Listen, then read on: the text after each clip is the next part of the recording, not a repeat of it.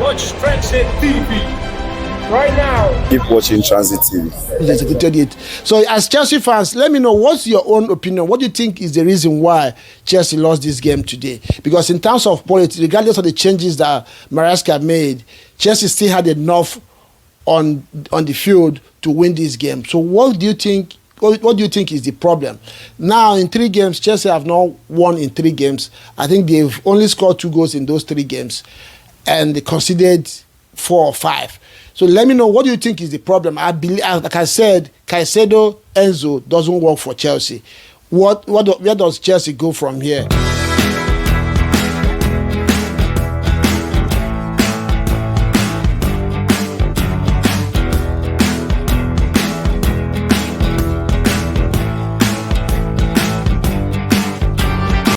Transit TV, welcome back again. The last EPL games of the season of the year 2024. Last video for you legends out there that made it possible for us to keep churning out these videos throughout the year. Happy New Year to you. I hope you enjoyed your Christmas. We are back again. Thank you for being here for us, you legends out there. And let me remind you, you are watching this video because you are a big man, and you are also going to enjoy it, because I know it's just because you know football, you like football, you understand football. Don't forget to subscribe if you have not done so. Hit the like button and please share this video out there. This is an interesting one. What a way to end the year in this beautiful game of football that we love so much. And we're going to give you a little highlights and review of the games I played yesterday, today, to round up EPL features for the year 2024 in a grand style with some iconic results today. Starting yesterday with Liverpool finishing their breakfast like a favorite meal against West Ham, 5-0. A game that if you understand this game, you could see that it looks like the talk of winning the title is beginning to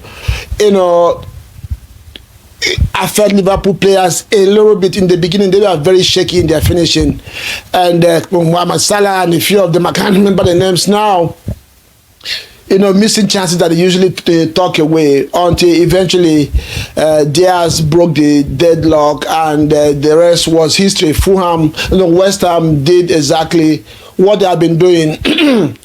Helping teams with their goal difference. You remember Arsenal smashed them 5-1 just not less than 2 weeks ago. Liverpool coming again yesterday to eat them like their favorite meal, and that was the story of the day. Liverpool again maintaining their lead on the top of the table. But the main point today is today's game. We had some very interesting game, and they did not in any way not live up to expectation. And it was Brighton traveling away to Aston Villa, and Manchester United hosting Newcastle, Chelsea traveling to Ipswich. These games, I'm not going to lie, kept me today because I had a lot of interest in these games, and I knew that somehow we are going to be entertained today. After the Chelsea-Fulham game last week, I'm going to tell you, Brighton-Aston Villa is one of the most entertaining games of football I would have watched in EPL recently, if not this season. That game was end-to-end. Both teams tried to win that one. Of course, Aston Villa going ahead in that one 1-0. And coming from behind, Brighton scored first. Coming from behind with what I would call a very, very dodgy penalty awarded to Aston Villa. They equalized and went up 2-1 until about 5 minutes to the end of that one. Lamptey with a very, very solid team move and the smart finishing brought Brighton back to that one 2-2, and it ended 2-2 to both sides. And like I said, these two teams went all out trying to win that one, but somehow it ended in a draw, a 2-2 draw, and that was how that one ended.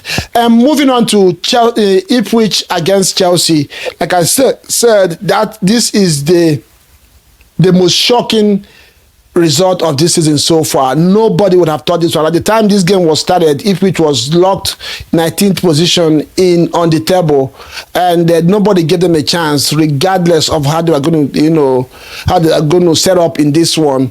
You remember Ipswich, Arsenal managed to edge them away 1-0.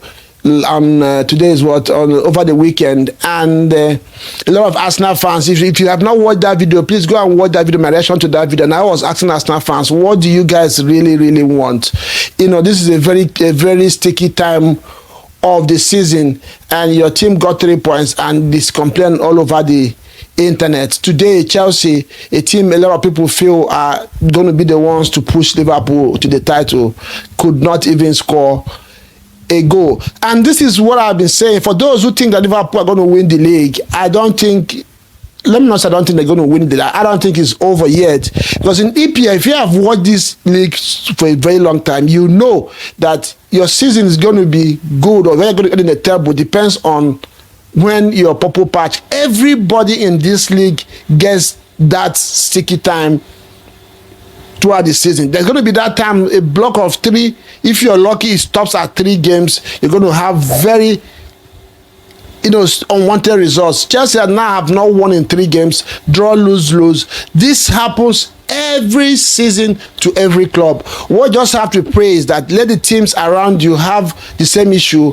when you're suffering from it, because if they don't, they just leave you, and that's what happens. This is how Leicester won the league. Liverpool so far haven't had theirs, and the teams around them have been having it, so it's their time to run away. Arsenal has had it, and their fans, I hope they pray that that's going to be the last for them for the season. They go on that road. Remember they did it last season. Chelsea now is suffering from it, and all the fans have to pray is that this is the last of it. By the next game they start to win, because if you don't, that's the story. So this is what it happens in EPL every season. Manchester City have been having theirs. Unfortunately for them, they won a lot of games before it started. So with all the losses, it's just few points between them and Chelsea, Arsenal, and or this maybe 5 points, 9, 7, not maximum. I think about 7 points. So they can still recover to the top 4 if theirs have stopped. So this is what it is, and Chelsea going to the purple patch of the season and hoping that it has stopped. So let's give you one of the things that we saw in that game today. Chelsea, like I've always said, is a team of quality, and they have a lot of options going forward. So today, I know the fans out there are going to be on the coach that he made changes, but you have to, because sometimes we fans don't know what the numbers in terms of minutes played and the players where they are at with their potential injury, benchmark or something like that in terms of the minutes that they have played. So sometimes the medicals are the ones that advise these coaches to give some players rest. Nobody knows.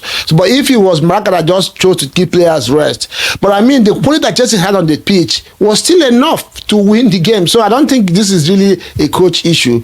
But sometimes this result just happened this way. You could see that those Chelsea players right now, they're not in the good. And this is what I've questioned about Chelsea all through this season, that I don't think that they had that leadership, they had that maturity in their mind when things go bad to come. There are no leaders in that team. You could see that a lot of the time today they lost their head, and so many yellow cards were issued because of that. So yeah, line up about 6 or 7 changes, if not 8, was made by Maresca. Chelsea started, and somehow, I'm not going to lie, the penalty that was awarded to Ipswich, I don't think it was a penalty. It was a very, very soft one. But we have seen those awarded in EPL so many times. So, who am I to complain? Chelsea created a few chances in the first half. They did and couldn't just take it. What's his name? You have Felix.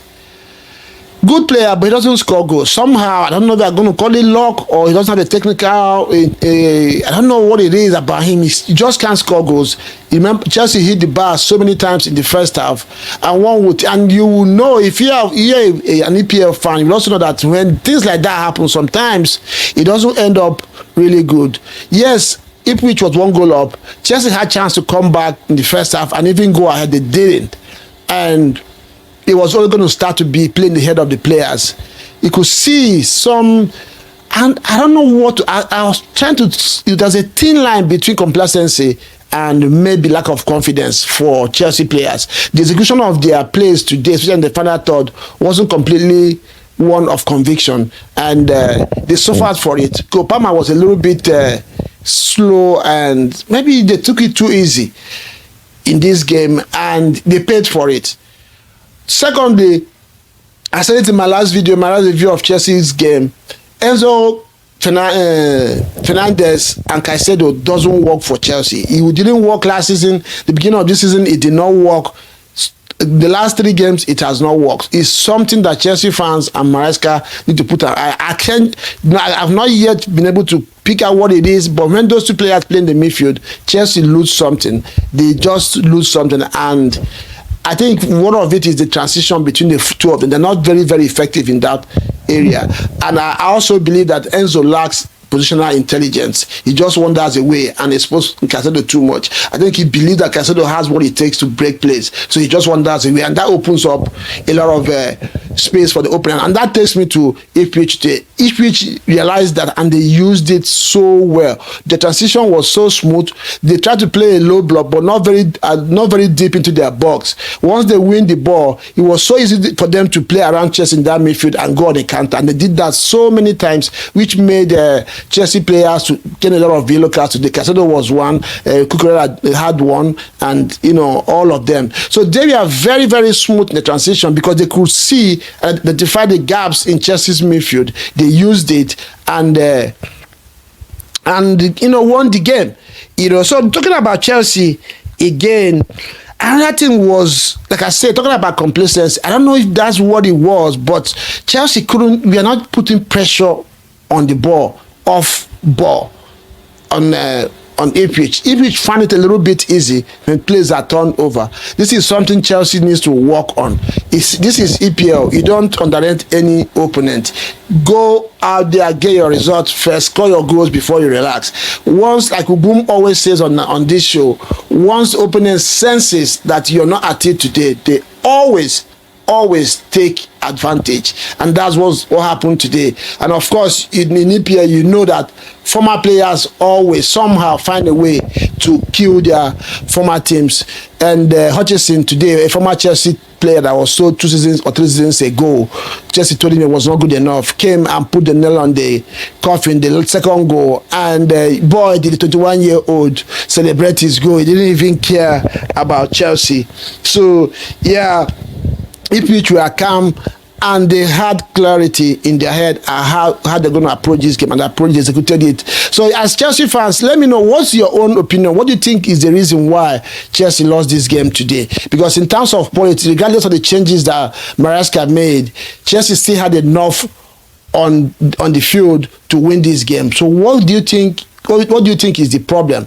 Now, in 3 games, Chelsea have not won in 3 games. I think they've only scored 2 goals in those 3 games, and they conceded 4 or 5. So let me know, what do you think is the problem? I believe, like I said, Caicedo, Enzo doesn't work for Chelsea. Where does Chelsea go from here? And do you expect Chelsea to do things in the transfer market? I'm moving to Manchester United. Amorim, Chelsea, and this is a case of bunch of players and the system not liking each other.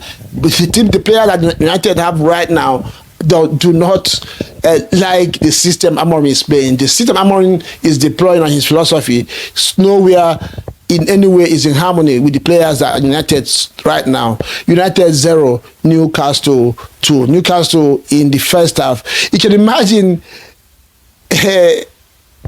Isaac scored his goal and didn't even celebrate. He just made it, said, man, this is too easy. There's no point celebrating in this one. It was just too easy for him. He got his goal between 2 players.